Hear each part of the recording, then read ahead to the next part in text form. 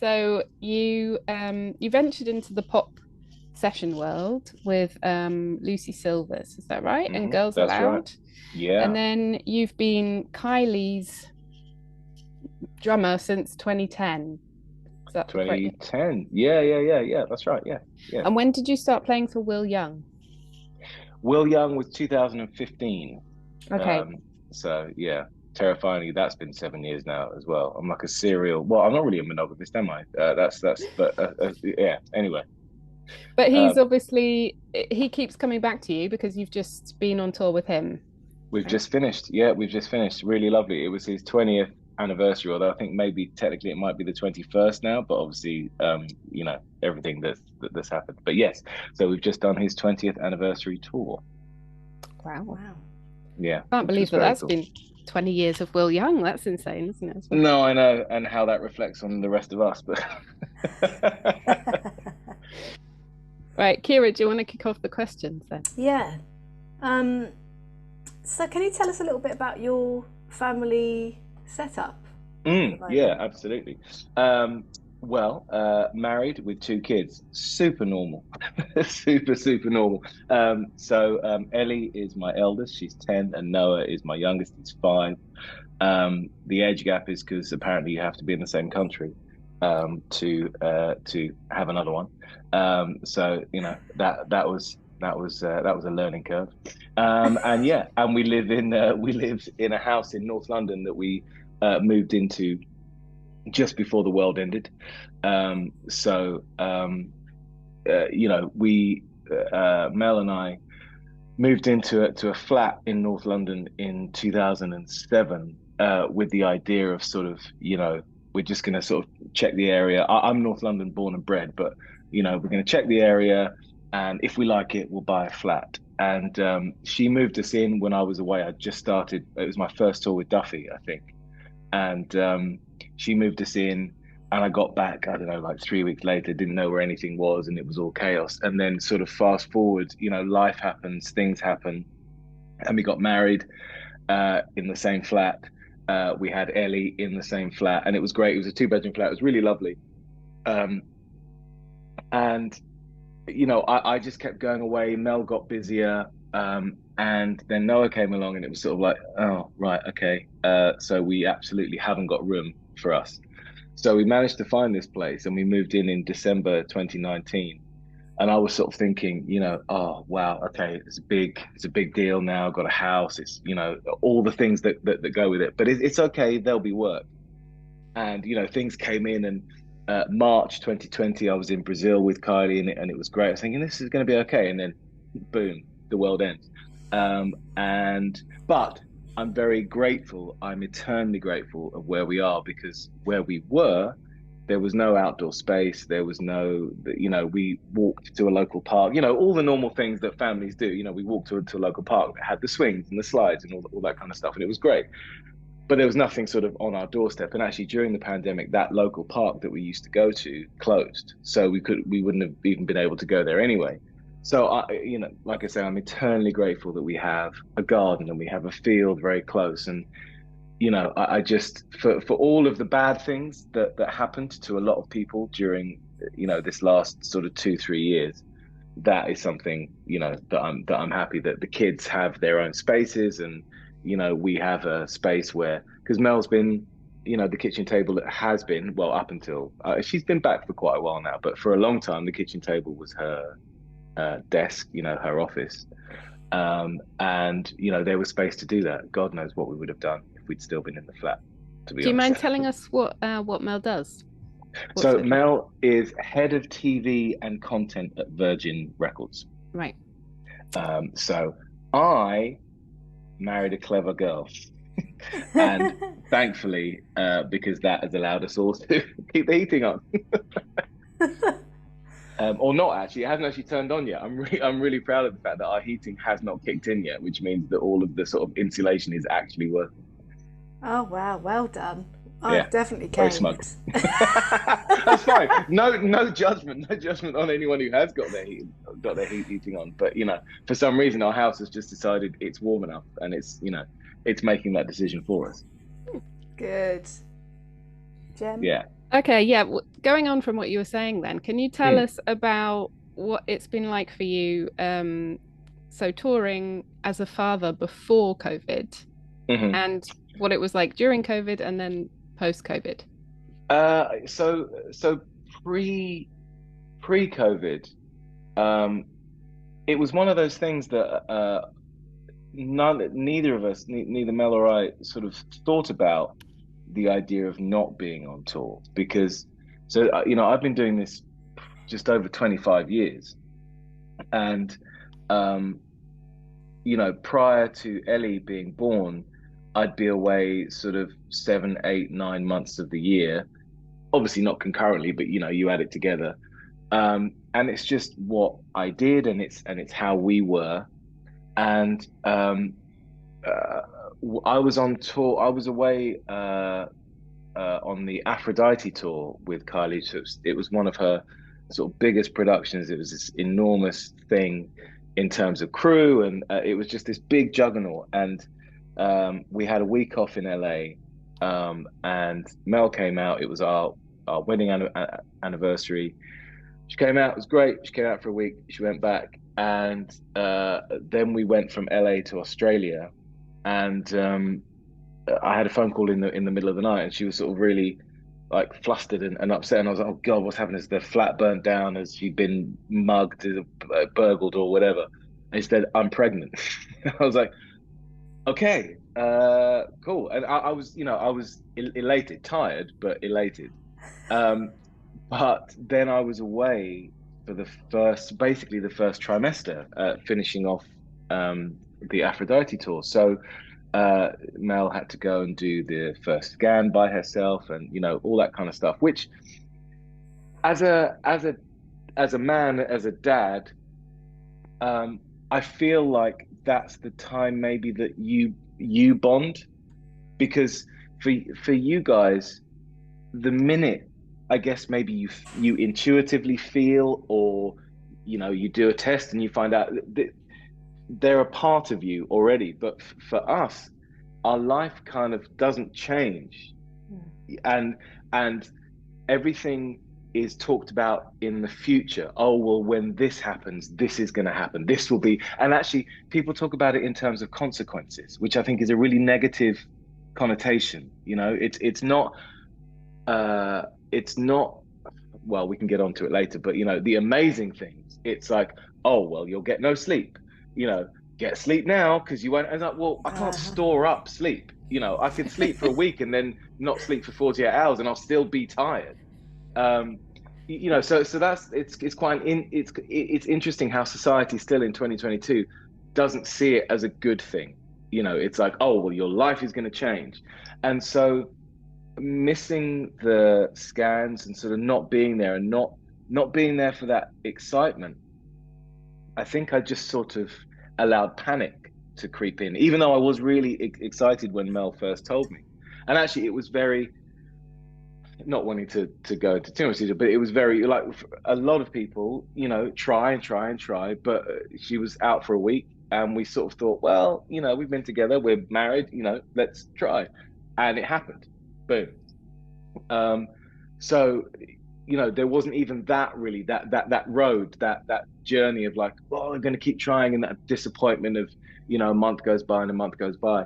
Um, and so like I say, I was just being told like, oh, this is going to happen and that's going to happen, and I was freaking out. And it was a guy, lovely guy, who was making a snare drum for me, and he came over, and he's just this very gentle, older guy, and he sort of listened to me. He could probably hear the sort of rising panic in my voice, and he said, babies go where you go, right?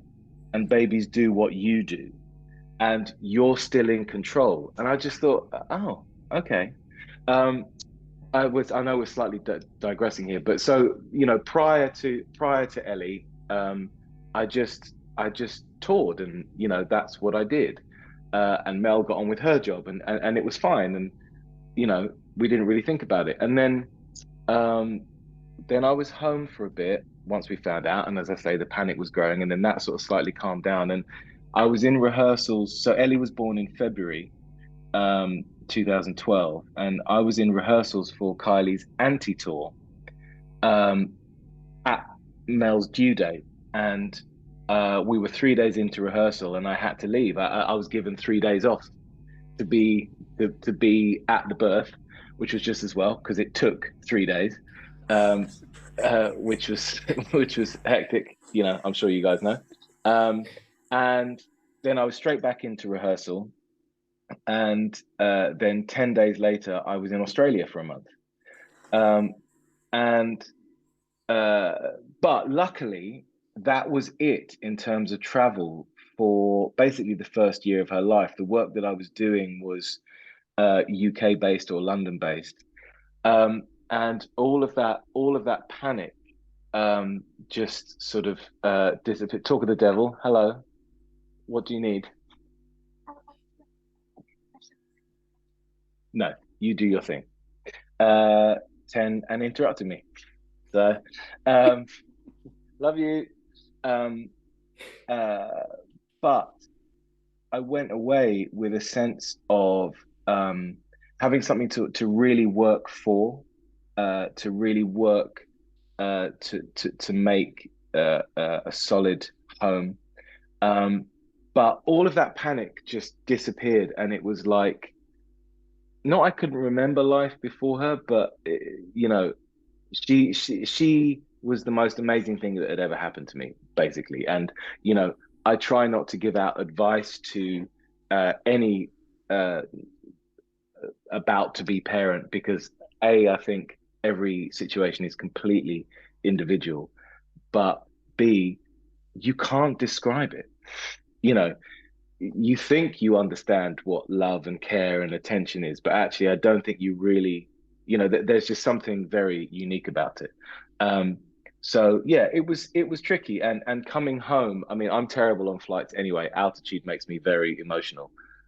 So you know, I'll cry at whatever film I'm watching. But you know, just sort of coming home and sort of I it love was a it. very emotional thing. Like, you know, wow, I'm coming home to basically a completely new situation. And Mel had been dealing with that, you know, that like I said, I was home for 10 days, so I sort of had that little period with her. But then afterwards, you know, Mel sort of had her for the first month, really.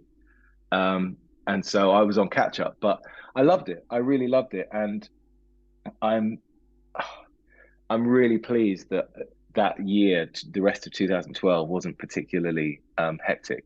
I don't know how I would have handled it. Although that said, when Noah was born 5 years later, I went away much earlier, much quicker, which will bring me on to why I don't regret the pandemic. But you know, we can get to that point later. But so to answer your question, um, pre, it just was what it was. And now I'm very conscious of being away and I try and be, if I can, a little bit choosier about who I'm away with and why I'm away, I think. Um, uh, so did you ask about during the pandemic? I can't remember. It was just Yeah, so pre you and aren't, post.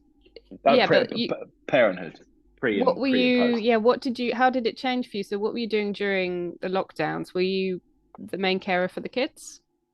Well, Ellie, it was pretty self-sufficient. She had school work to do.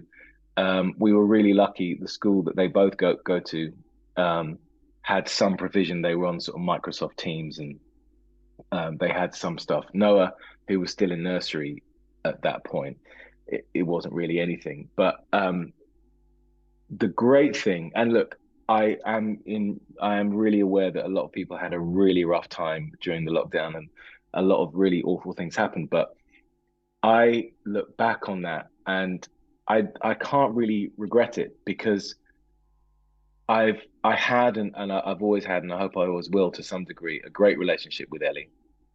But with Noah, we were nowhere. We were absolutely nowhere. I went away really early. I went far away very early, and um, he was quite tricky when he was a baby. He didn't really sleep much, and it was all very quite angsty. And you're in that thing as well where you know, I sort of realized. when he was born how pretty useless I was, and how pretty, in a way, useless a dad can be, in a way that you're giving life and maintaining life, and I was just making sure that Ellie was up, had her breakfast in her school uniform, and was going to school. So not to belittle that, or diminish it, but when you have your first, it's like you three together. It's you three against the world. In most cases, that's but quite presumptuous. But you're like this little unit, and when you have another one, and it probably, I mean, I don't know, but it probably doesn't change third, fourth, whatever, how many kids you have. But you suddenly realize, well, hang on a minute, there's somebody who's actually maintaining life and making sure that this little person is alive and fed, and I'm just sort of doing the logistics. So it was quite a different experience. And I don't know how you guys felt, but I I sort of was grieving a little bit for the end of that period where it was just us three, and that guilt that you feel about bringing another one into your first kid's life when it's just completely settled and they know what they're doing, and suddenly there's this thing that demands so much more attention, and everyone's cooing over it because it's small and it's cute, and they're like, hang on a minute, well, I'm still here. So and the fact that it took 5 years, Ellie was much more conscious of stuff. She was aware that time was being taken away from her, and that kind of thing. But to get to my point, eventually, we were nowhere. I'd been away. Lockdown happened, and actually, we were sort of circling around each other. Really, so he was afraid of me. I was afraid of him. But that period really, it brought us together, and all I ever wanted to do up until I was about 15 was play cricket. Right, that was my absolute love and passion from my dad and my granddad. And I don't know why, but obviously the weather was amazing. But I was like, I'm just going to throw a ball and see what happens. And he loved it. He absolutely loved it. And so this thing suddenly bonded us. And just I could throw a ball at him all day long, and he'd be delighted. And he wants to play indoor cricket, outdoor cricket. I'm now I had this amazing thing during the Easter holidays where I put him in for like this 2-day little course at Lord's indoor school, and took him in, and he was really excited, and he got on the AstroTurf, and I went up to this gantry, and I realized I was looking down at him from where my dad had looked down at me. Aww. And it was just an extraordinary, I was like, welling Altitude. up. But yeah, exactly. Yeah, like 7 feet up in the air. But I don't think, none of that would have happened if the lockdown hadn't happened, because I would have just carried, I wouldn't have stopped and really thought about it. I just would have carried on. Hopefully, work would have come in. But stopping, realizing, and trying to make, not amends, I don't think that's the right word, but sort of just trying to sort of actually be conscious and be there. It wouldn't have happened without the lockdown. Absolutely not. So like I say, as much as it was terrifying and awful for a lot of people, and it was hectic, it wasn't idyllic. We weren't, but it was like screaming and shouting, and the house was carnage, and it was horrendous in many ways. But the upshot is, I came away with a relationship with both of my children that I think was quite imbalanced prior to that, to be honest.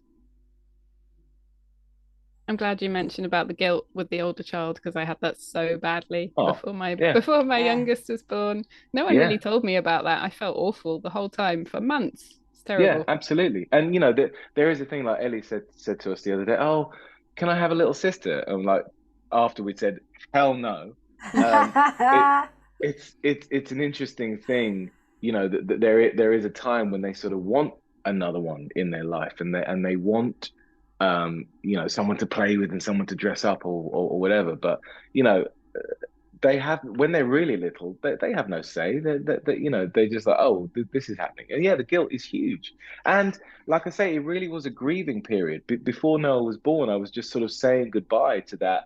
Really, um, it was quite a simple life. We had our routines, we had the things that we did, and all that was about to be shaken up again. And I was really shown that you can have the same house, the same parents, the same everything, but every child is different. And, Ellie slept, Noah has only just really started to sleep, and that was a killer. That was, like I didn't get into this industry to be up at 6 a.m. That's like, well, we don't do what we do to be up early. So the fact that he just wasn't sleeping at all, that was just absolutely horrendous. So yeah, there is guilt and there is grief for the end of periods that we know. But I wouldn't now. I absolutely wouldn't have it in any other way. I had a question about Mm. parenthood versus career balance, or work-life balance, I suppose. And I'm curious to what you thought it would be like to be on tour and for your partner and that dynamic you had together. How have you made it all work?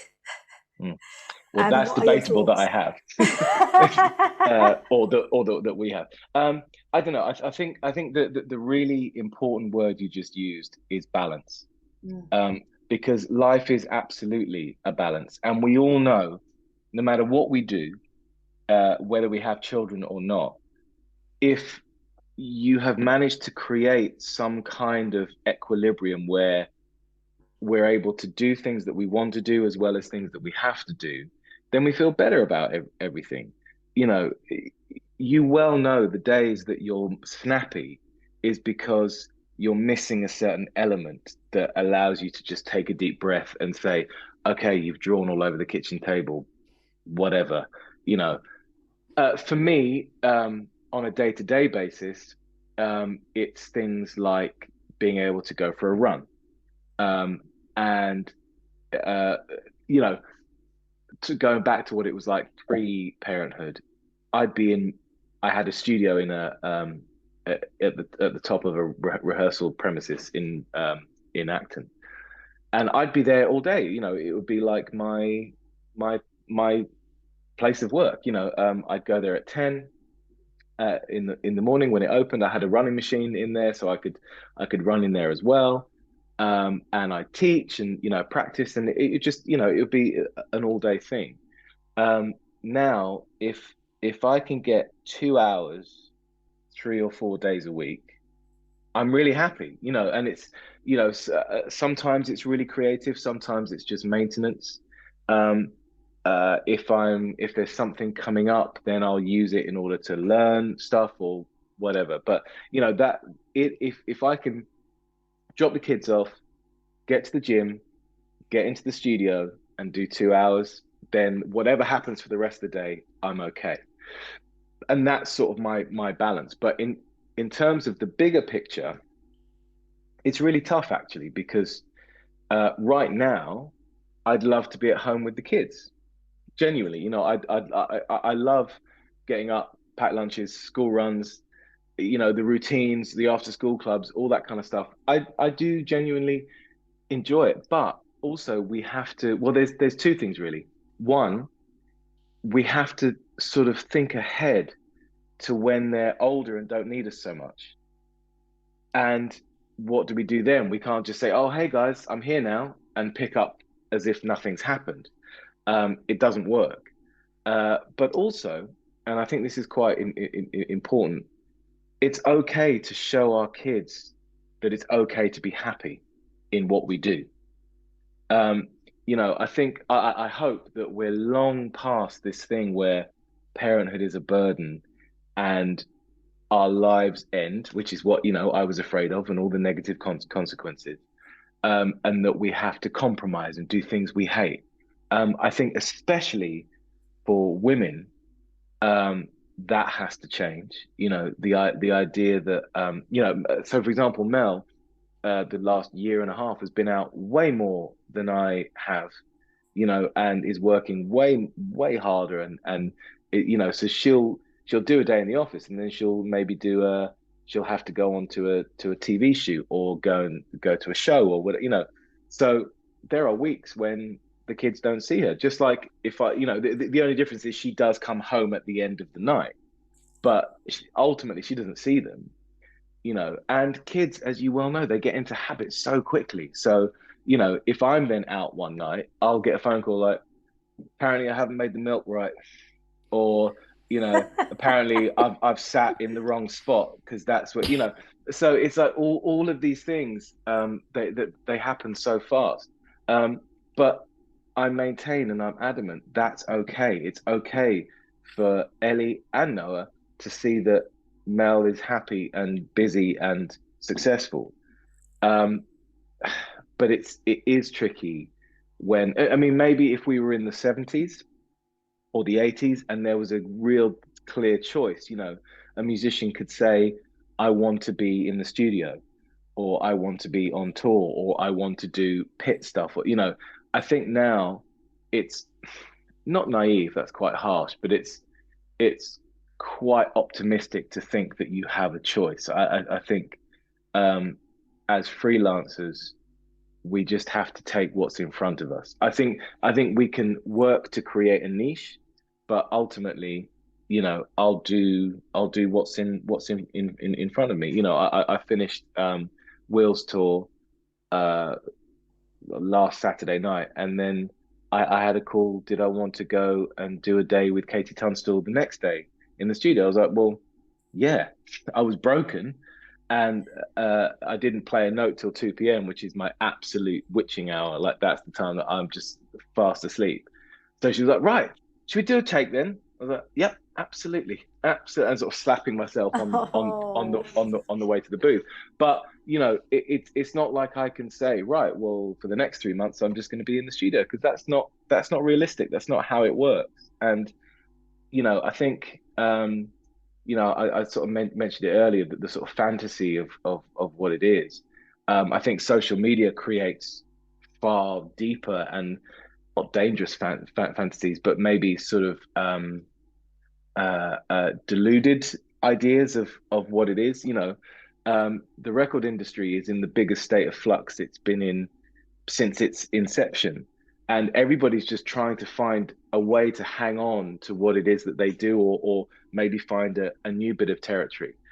Um, so, you know, again, to go back to the question, I think to have the energy to try and carve out a new space, you know, it's really easy for me to go, I'm going to find a new revenue stream, and I'm not going to go on the road. And then I get a call. Do you want to go out with Will? Yep, absolutely. I'm there, because it's just easy. And I know, yeah, you know, not, you know, I'm not.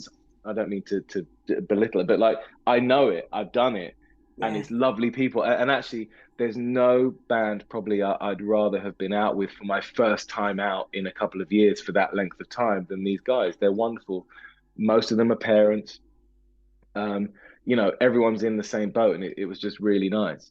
But yeah, it is difficult to create a balance. Not impossible, but like I say, those two things, the idea that it's good and right and okay to show your kids it's good, 10, but also thinking ahead to, you know, I mean, Ellie, she's 10, but she already doesn't want to give me a hug goodbye at the school gate. She's like, you know, she's got no interest.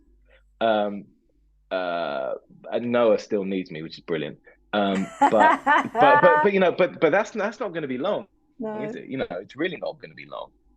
So at that point, I need to have something that, you know, I'm just not sat at home sort of watching like The Chase or whatever, you know, going, well, that's my career down the pan, you know, Can I it's just perfect. ask, Mm, have you ever had it with scheduling conflicts? You know, you get a tour come in and mm. your Mel, is it? Yeah, Mel, yeah, yeah, yeah, She, yeah. you know, she's got something important going on. All the time, what do you do? all the time, all the time. How do you Uh, pick whose is, you Well, know, so thankfully, at the moment we haven't had to pick. We haven't had to make a choice.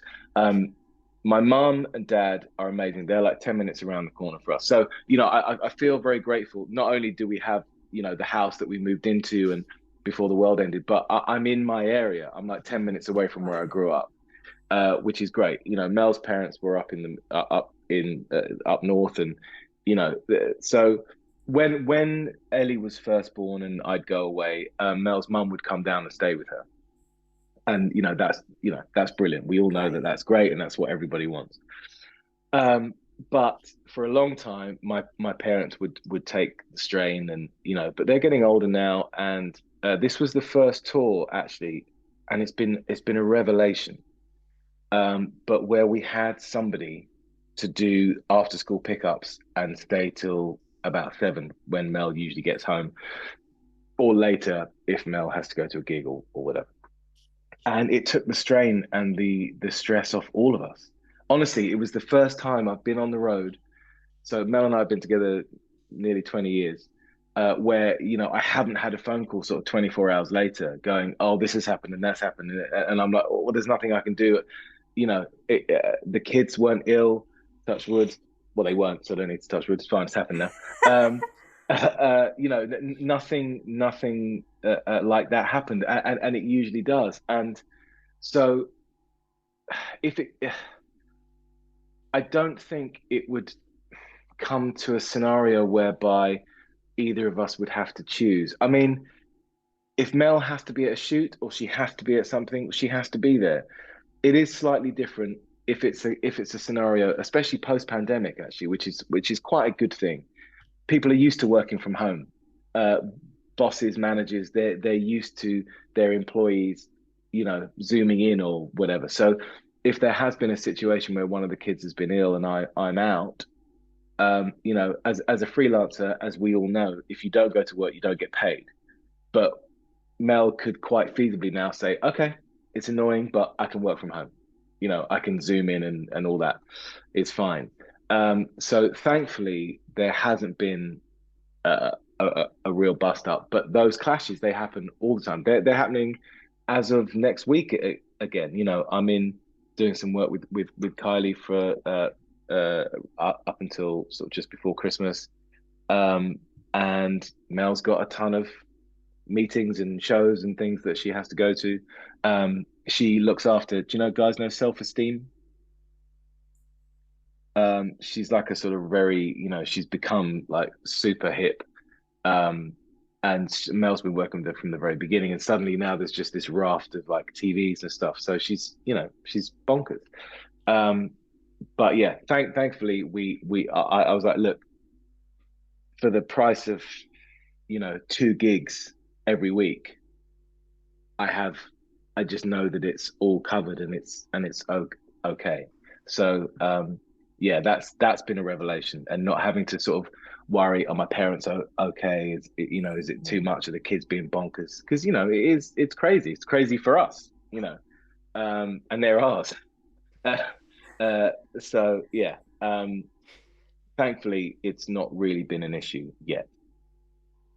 Brilliant. Going on from that, with the artists that you work with or other Mm. artists that you see at the same level, do you see that anyone makes provisions for their musicians who have families? Without doubt, and an example is right here, right now. The show that I'm doing with Kylie, the two BVs, well, two of the three BVs have just had babies, and they're coming out. So we've got a show in Dubai, and they're coming out with their husbands and the babies, and carers, and it's happening. The one thing that I would say about that is that uh, from a dad point of view, it's just assumed that you carry on as normal. You know, that yeah, you're having a baby, whatever. I'll see you at rehearsal next week, or or when that, there was, and it was me not asking for anything to be different, but I got on that plane 10 days later, and I was in Australia for a month, and it was like, well, here you are, you're in rehearsals, let's go, and that's great, and it was a lovely time. Um, but I think in some ways, um, maybe new mums are afraid to ask. I don't, that's very much an assumption, but with this, there's never, and it's happened historically in my time that people have had babies and they've come out on the road, um, and it's not been questioned, and it's not a problem. Um, but I think sometimes maybe there is that fear of being a problem, being, Yeah. you know, I wonder because whether it's the fear is kind of the bigger issue, really, because I mm, mean, definitely as a woman, I mean, I have a different life now to how I did before mm, children, but I wouldn't have wanted to say to everyone, "Oh yeah, I'm pregnant, and can I go and do that gig with a newborn baby in tow?" I mean, I mm, wasn't playing at that level for it to happen mm, anyway, but I mm. definitely would have felt like someone else just would have had the gig instead. Yeah, And I think perhaps it is just the level of where you're working at, but oh, I just find it great that on the Kylie gig that there are people who are able yeah, to take their newborns with yeah, them, and yeah. I mean, that is definitely a very rare. Well, it's something that I haven't heard of going on very much, but I mean, yes, but I think it's just it's having the. It shouldn't really be about courage, but I get this, but it's having that courage to ask the question, you know. Mm, Um, and I don't know, is it a thing whereby, do you offer to take the strain, some of the strain financially? You know, you go, well, I need to take my baby with me, so I need to bring my support network with me. We'll pay for some of the flights. I mean, it is a thing. I mean, let's not like. I don't think we can be naive to the idea that logistically there is a lot. I mean, even just going from here to the park, like you got bags and there's so much yes. stuff you have to think about. So let alone thinking, well, I'm going to be away for 3 months. So it's chaos. But I think yeah, I'm sure there are artists who are less amenable, but I just wonder if it's a case of making normalizing asking the question, Hmm. you know? yes, I think Um, that's really a good point. yeah, People need to There's be doing it. I asked, right. but There you go. it didn't happen. But that's okay. Mm, Well, mm, it's but fine. it would have happened kind of though, wouldn't it? I mean, it was all quite close to happening. You right. had the talks and stuff, right? About Yeah, working it all out. well, ish. But then they did go on tour and they took their old drummer because it Right. was easier. Mm, Because it would have been extra, mm, extra cost for like whatever in the hotel, and if my mum was mm-hmm, gonna come. mm-hmm, mm-hmm, Someone who I'm desperate to speak with. We've talked about it. But so Harry Styles' drummer, Sarah mm. Jones, she had Yeah, a she's just had baby. a baby. I think he must be coming up to one now. And I would Mm, so love to hear from her point of view, like how they do that, because I just yeah, find that so cool. Like she Yeah. is my ultimate drummer mama. She's yeah. rocking it on the gig, That's and she's amazing. got her little one around as well. I find, yeah. I mean, look, I think the bigger you get, the bigger the circus, the easier it is for the extras to be swallowed into. Mm. Um, you know, uh, if you want to talk about it on as crass and irrelevant a level as catering, right? If you're doing an arena tour and a friend of yours comes before the show, it's really not an issue to say, is it all right to have dinner? Like, you're feeding 150 people, 151 people is not going to be, it's not going to break the bank. It's not going to be an issue. You're making three options of meal per sitting, like, so if you then sort of just evolve that into a small person coming on, I think that it's easier to swallow that up. So I'm really, because I didn't know actually. Mel was the one who told me, because she knows Sarah from Mel used to look after Bat for Lashes. Right. Okay. So and I believe Sarah's partner is in the band as He's the well. guitarist. Yeah, I Right, think there it's you Mick. go. Yeah. Right. So it's that's a wonderful sort of everything works and it's very in-house. Um and I would be really upset if it didn't work, because it's such an enormous machine. It really shouldn't be difficult. Mm. There's going to be so many buses on that tour anyway. You know, there'll Right. be space for Sarah to have the artist lounge, the star lounge at the back. You know, like it really shouldn't be difficult. But I can't speak. I've no idea what happens. It would be. I'd love you to do the interview because I would love to know. Sorry, I've totally gone off track now, but Not I at all. just wondered, how do you plan it with, so if you have a big tour coming up with someone like Kylie, Mm, mm. what do you do to plan in your family? Do you work something out ahead? And I mean, we just sort of count off the days and until that time comes because even before you go away, you know, for example, this last tour, rehearsals weren't really that long. I think we only rehearsed for a week, like 7 days, 8 days. Um, but it's long days, and I'm sort of away before I'm away. And in a way, that is kind of a nice little transition into it. Because again, like I was saying about Mel being out, but she comes back at the end of the night. It's like I'm out. So we have to get used to different school drop-offs, different pickups, all that kind of stuff. But then I'm back. So you know, it's slightly it's like a sort of soft release into the world. But yeah, we plan, and like I say, from now on, we will have someone doing those after school pickups and things, just because like I can't imagine not I can't imagine not doing that now. It just makes life a lot easier. So really, I can't say we plan loads, but we just know it's happening. Mel has her diary that's, you know, ever changing, ever evolving, and I just here's my dates. Like that's, you know, they're sort of immovable, and that's it. And I guess the only planning we do is where can I get home, and where can they come and join me.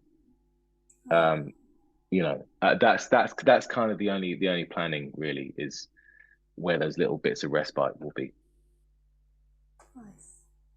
What's your typical day like now then when you're not on tour? Do you still have that space where you've got your treadmill and do you teach? What do you do? And annoyingly, I let that go. That was silly, really silly. Because I love it. So now, so it's the usual day-to-day school stuff. You know, get up, get everybody dressed, get them So you breakfasted. do the school run? I do the school run, yeah. Awesome. Because Mel has to be in the office, not early, but you know, she's getting ready, doing all that kind of stuff. So I'll get them dressed. Well, Ellie gets herself dressed. But you know, make breakfast, make packed lunch, um, and get into school. I come back, like I say, I try and go to the gym straight away, and then I'll do some admin if I have to, some emails, whatever. Um, I'm awful at. I'm so bad. It's so bad. Like replying to people is just horrendous. Um, uh, uh, and then I'll go to there's a studio 5 minutes from my house, Mill Hill Music Complex, which I just Yeah. hire 2 hours. You know, like I say, if I can get 2 hours 3 or 4 days a week, I'm all right. You know, I'm happy. I sort of uh I'm at that point where I do need to practice and I do need to get a lot better at a lot of things, but I'm sort of content with some things, and you know I'm not on as much of a quest as I used to be, you know. Um, uh, but that said, I've been on a little bit of a creative thing prior to the tour for a couple of months that you know I was really enjoying going in and just trying to be creative. And I started writing a book as well during lockdown, which I hope I will get to finish at some point soon, just on creativity and you know what it is to be creative and the fact that these things don't just come out of the ether. You know, I used to go to bed at night hoping that I'd wake up with you know the chops of Dennis Chambers, not realizing that actually there's like there's a lot of shit that goes into that, you know, to get to that point. So I sort of want people to realize that it's not this magical ethereal thing. Like there are tangible steps that we can take to become creative and you know all that kind of stuff. Anyway, so uh, if if I had the energy, I would spend the afternoons after I come back from practice doing a bit of writing and then go and pick up the kids. And that's the day really. And then I'll cook dinner for them, and then get them ready for bed, and then I'll cook dinner for us. And you know, that's it's just it's a really sort of lovely mundanity. Mm. Basically, it's just like everybody else. Love it. Yeah, I do actually. I do. And you know, like I say, it's a balance. So, you know, there was a lot of that for a year and a half. And so now if we can have the balance of being back for a bit and doing that and then working again, I'd be very happy. Mm. I wanted to ask you what you've kind of observed with other dads. I was going to ask you about mums, but we touched on that. Yeah, What's it what is it like for dads who are having to tour away from their families? Do you speak to other musicians about it? definitely. Definitely. You know, I was on tour with two dads, with Will, Paul, who's the bass player. Um, he has three boys. They're older. So I think like, oh God, he'll kill me, but it's something like 18, 16 and 13, or you know, something like that, you know. So they're at that point that I was talking about where, you know, they need him slightly less, or oh, yeah, that's probably wrong actually, because you know, when you're teenagers and hormones are kicking, you know, maybe actually we need, I don't know. You know what I It's mean. It's The perceived. point where it Yeah, changes, yeah, isn't yeah, it? exactly. It's a bit more fluid, you yeah. know, than it used to be. And then Rupert, the guitarist, has got two kids under two, and he was fielding the same phone calls that I used to field. You know, like so you know, I completely get it. And then there's me, who's just, you know, smugly going, oh well, just found someone to look after them in the afternoon. Brilliant. You know, let's go get a coffee. Um, but I think perception is an interesting thing. You know, um, historically, I guess, you know, and you know, we're in 2022 when a lot of things are being shaken up as they should be. But uh, you know, dads were supposed to go out and work, right? You know, that's what happened. And loads of my friends have really proper, serious jobs, and they're lawyers and they're doctors, and you know, and they leave the house at 6:30 a.m. and they don't come back till 9 p.m. And you know, I actually see my kids far more than they see theirs, because mine is, you know, what we do is feast or famine, isn't it? You know, you're either like fully in it and it's hectic, or there's nothing. So in those famine periods, it's making the most of it and being at home and you know, being a part of everything. So I think, especially for new dads that I've witnessed being on the road, it's really tough because you know they want to be there. They want to be a part of everything. They don't want to miss these incredible firsts, you know, the milestones, the landmarks. Um, and I know a few of my friends who are dads have sort of taken things that allow them to be around. You know, one of my oldest best friends is the bass player on The Voice, and his little boy, probably coming up for two, maybe year and a half, two. You know, The Voice has been perfect because you know he can do that and he'll be home, and it's really sort of focused, and they know what they're doing in any given year. Another friend of mine does the Mamma Mia show at the O2. And it's fantastic. You know, he loves it because you know he's there all day, and then he pops out in the evening and he's back by 11:30. It's brilliant. So a lot of people are doing different things, but it comes down to that thing of sort of, if it falls into your lap, you know, if it's in front of you, then you can make that choice. But until that point, you just have to do whatever is there. Yeah. And I don't know. I guess there is an element that for I don't know. I mean, did you guys take maternity leave? How did that work for you? Kira, you go first. Well, when I had my first Quinn, I was actually kind of doing a normal job. Mm, So I did take maternity leave, but then when I had right. Izzy, I wasn't. I was Mm, teaching drums mostly. yeah. So Yeah. I only had like 2 months off. Right. Maybe Okay. at the most it was 3. And Wow. now I'm like, that was Hmm. lame. Like, you Hmm. should have taken a lot longer. But I also felt like, well, I'm not going to get any money. Yeah. Yeah. Well, I think that's it, isn't it? I think if you are in sort of regular PAYE employment, there is that protection. There is that sort of thing. And actually, a few years ago, Mel and I, Ellie was very small, but we were making steps to move to Nashville. Um, Wow.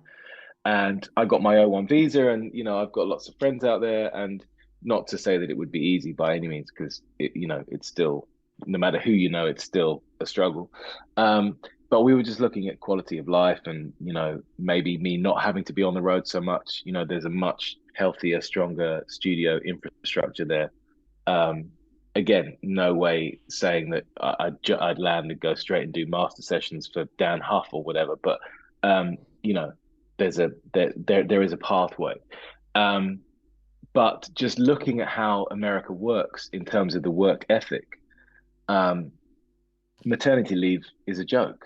It's I mean, there are some swings and roundabouts in that most large corporations have crash facilities, but you're still expected to be back at work after 2 weeks, which is Yeah. just, it's insane, absolutely insane. And the idea of taking a holiday, we're really lucky. Mel gets 5 or 6 weeks holiday a year, and we can do things.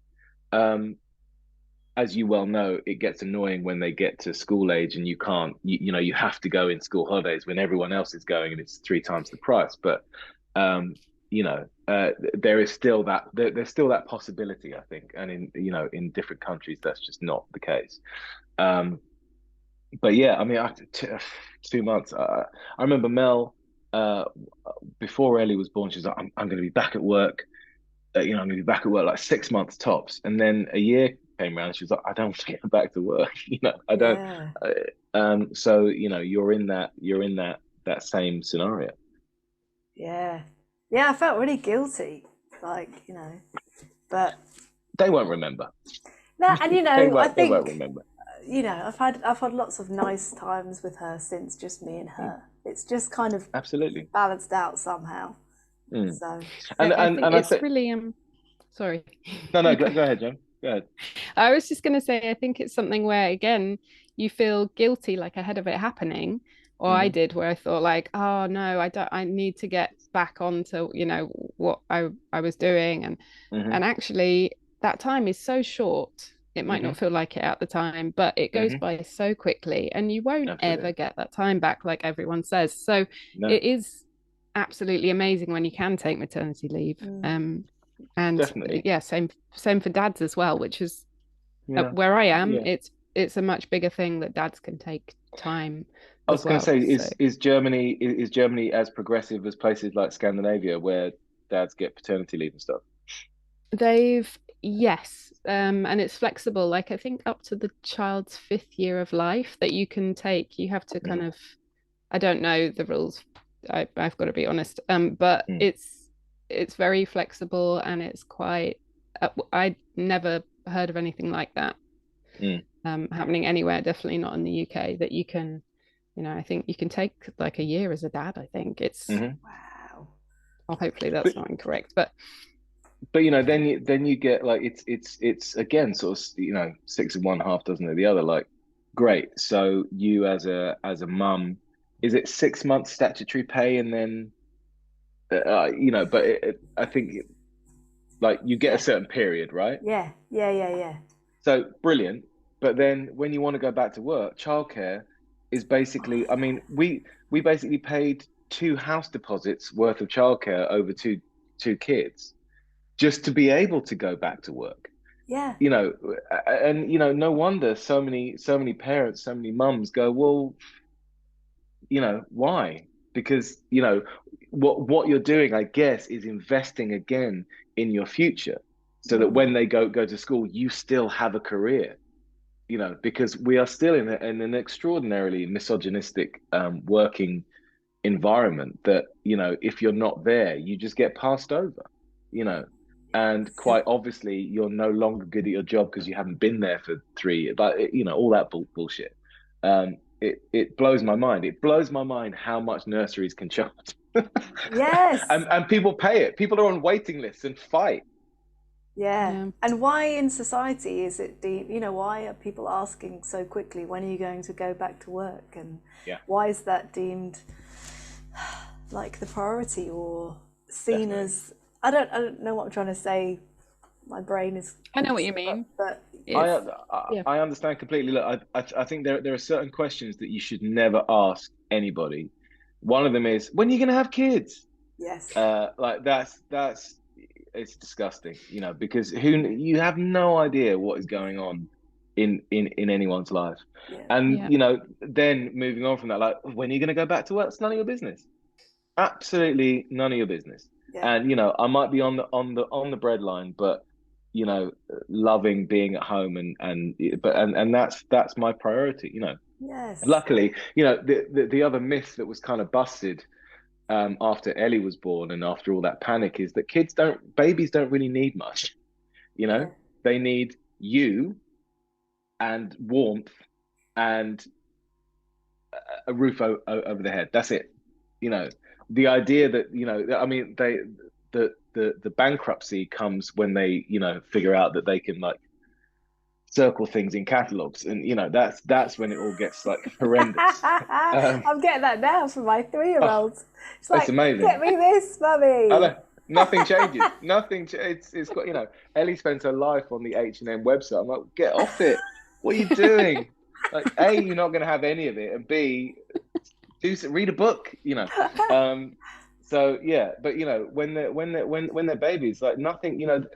It's you could say it's like lulling you into a false sense of security, but it's just it's a wonderful time where they don't need much. So if you want to be at home and be there for that, be there. And yeah, but that said, if you're able to do a few lessons or do the odd show, then I guess also, why not? Hmm, You know. definitely. I'd like to see more dads, you know, make that decision as well and talk about Mm. it.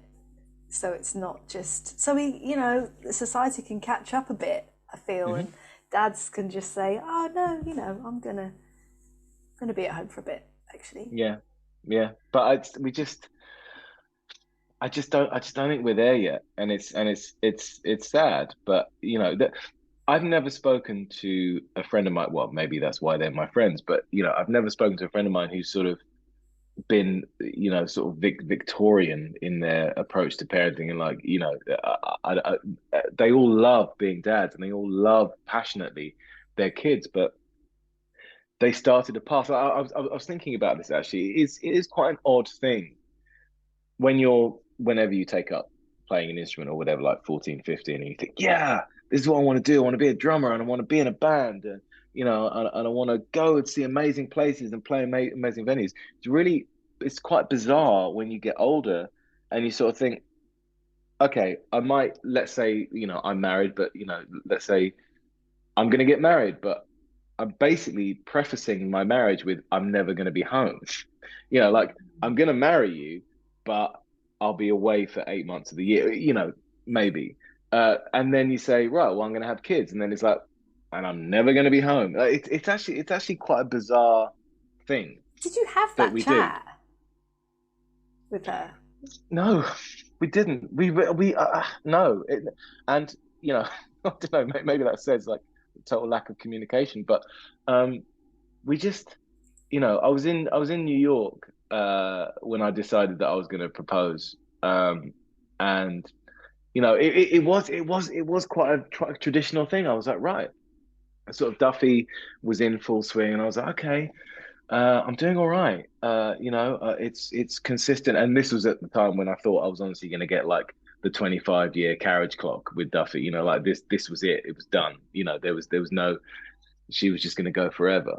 So I was like, right, okay, well, I don't know what it is. Is it genetic? Is it chromosomal? I don't know. But you sort of go, right, I can provide. let's get married. Um, and so I did that, and then there comes a point. I mean, we'd been married for like 3 years by the time Ellie came along, but there comes a point you go, right, should we have kids? Should we do it? Yeah, and it wasn't a thing of like, but by the way, I'm gonna be away. It just was. It was just this normal thing. Like, let's do Yeah. it. And I mean, I think that's testament to how incredible Mel is, really, that she's like, well, I know what it's about. I know what happens. I know what you do. But yeah, yeah, we didn't have that chat. Maybe we should have. But then maybe if we had have, we wouldn't have done any of it. Yeah. Because you might have been afraid. How can we do it? And you've just done Yeah. it. Exactly. It's Yeah, great. I think so. And yeah, I mean, that's what I would say to anyone really is like, just make a decision, because it's better to make a decision and get to a point and say, okay, this doesn't work for me. And then you have to make another decision. But if you're not making any decisions and you're not doing anything, then you're just not doing anything, like at all. Nothing happens. And I think that's probably a bigger regret at, at the very end than having done a bunch of things and some of them have worked and some of them haven't, you Yeah, know. definitely. Uh, but it is funny, like going back to sort of me doing a lot of the day-to-day stuff. I absolutely have that thing. So I had to go shopping the other day after school. There's a shopping centre near me called Brent Cross. So I was like, right, guys, we're gonna go to Brent Cross. I know what's gonna happen. You're gonna get really annoyed. So look, as a like once in a blue moon treat kind of thing, we'll go and have some food. After I've done what I need to do, we'll go and have some food. And I walked into to the restaurant with them. I had this real sense that people were looking at me going, divorced dad, doesn't know how to cook, Oh. has like got them for the afternoon, doesn't know what to Oh, do with them. It's just and I said this to a friend of me. He was like, "Yeah, 100%. I get that too." oh, Oh You my know, it's God. it, it's an amazing sort of like weird. I don't know. It's like it's our hang up, right? But I just I'm like I'm sure people are looking at me going, "He can't cook." I want to be like, Oh. I can actually. I'm really good. But the only way that I was going to get my kids to agree to do this really boring shopping trip was if I gave them some food at Brent Cross. And I think Um, that's nice. You're like taking your kids out I it's think for it's really it, lovely. dinner. no, it's great. But like, and when you know what's actually happening, yeah, of course, there's nothing wrong with it. But you just it's you just sort of go, oh yeah, 100%. They're like, oh yeah, doesn't know what he's doing. Uh, you know, Oh, horrendous, Do you absolutely think horrendous. that's learnt? What do you think that is? Definitely, it's definitely. I mean, certainly from my end. But again, I think it's societal. I think we're just not used to dads being present. Mm. How many times have you heard either somebody like a mum saying, "Oh yeah, he's babysitting," but no, no, no, they're no, his no, no. children. We're parenting. Um, Yeah. and so that kind of thing that absolutely still happens. So as long Mm. as that kind of thing is happening, then the idea that there is a dad at 4 o'clock in the afternoon with their kids, that he's not at work, or there's absolutely so many stereotypes and so many sort of societal stereotypes. It's It's bonkers. I think I mean if I see a dad out with kids, I automatically think, oh, how lovely that he's probably sort of taking them for some, probably the mum's having a breast is actually Right. what Yeah, I yeah, yeah. automatically think. Yeah, When I yeah, see dads at the playground, I was saying, oh, how nice. I hope the mum's, back at home like yeah, having a coffee and yeah, a nap. yeah. Um, so hopefully it's not what everyone automatically thinks when they see No, dads I out. no. But never think that. I always think, oh, how lovely. It's the dad's turn or whatever. it's yeah, Yeah, dad day. yeah. Yeah.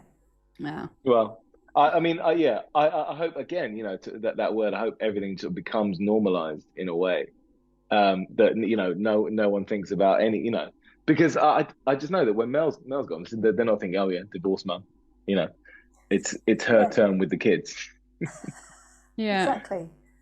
It is bonkers. It is really bonkers. But like on going back to that, guilt or how the dads feel. Like there are some really incredible things about doing what I do and allowing the kids. It's almost like they sort of get to see the Wizard of Oz in a way. So like Kylie, I think it was 2015, she headlined BST at Hyde Park, and Mel and all of her girlfriends came along, and Ellie was there. So she would have been like three and a half. And we went on for the encore, and I looked to side of stage, and Ellie was in Mel's arms, looking at me doing the thing that I do, the thing that I've been away with all summer. And she got to see that, and she gets to go to loads of TV studios with Mel, or 2018, I think it was, there was like an inset day after the summer holidays, and Mel was at work, Noah was at nursery, Ellie couldn't go anywhere. So I was like, well, she can come with me. So she hung out at rehearsals for the festival run with Kylie, and it was amazing, and she got to hang out with this sort of icon of popular music, and steal her biscuits, which was like there was nothing that I could do about it. I was playing, and she looked at me, and she was like, I'm taking a biscuit, and you're not going to stop playing. I know you're not going to stop playing, and here's the biscuit, and it's going in my mouth, and there's nothing you can do about it. So we talk about guilt and all that kind of stuff, but actually some of the payoffs are incredible, and I can't regret that either. The things that they both get to experience. Ellie came to Glastonbury in 2019 when we did that, and she was hanging out backstage, and she got to meet, not because of me, but just because she's deeply precocious, but she got to meet like Miley Cyrus, who was just hanging around. She was like, hi, hi. It's like things like that. She'll take with her for the rest of her life. And Noah will too. Now that sort of life is getting back to normal, sort of work wise. He can come and have some great times too. Although he's mental, so I don't think he'd actually have the same. Ellie was just really patient and would sit on the sofa with headphones on. Noah would not have the patience for that at all. So I don't think it would work. Maybe you just have to find the right gig. Yeah. Actually, he said tonight. So we listened to Radio 1 breakfast show with Greg James in the morning going to school, and they had like a trailer for Friday night dance night on Radio 1. He was like, "What time's it on?" I said, "Well, they just said 6." He was like, "I'll still be awake then, right?" I was like, "Yeah, your bedtime's not till 7." He's like, "Right, can we listen to it?" So tonight we're sort of finishing dinner. He was like, "Can we listen to Radio 1?" And he was like doing a whole dance thing. It was like cream fields in my kitchen. So yeah, if I got a massive dance gig, he would absolutely love it. Yeah, I'm sure. Oh, it sounds ideal. It sounds like they get to spend time with both of their parents, and then they get to see that you both enjoy doing what you do. So, I mean, well, I hope so. You can't get a better way. No, that is the key. And like it's not idyllic, and it's stressful in many times. But like I said right at the beginning, we're doing what we've always wanted to do, and there will be compromises, and there will be changes. I've no idea what's going to happen in the next year or 2 years. But they get to see that we wanted to do something when we were kids, and we made it happen. And that is where we're going to leave it. Yeah. That is the perfect end. Wow. Full stop. Thank you. Thanks so much for talking with us about that. It was really, absolute pleasure.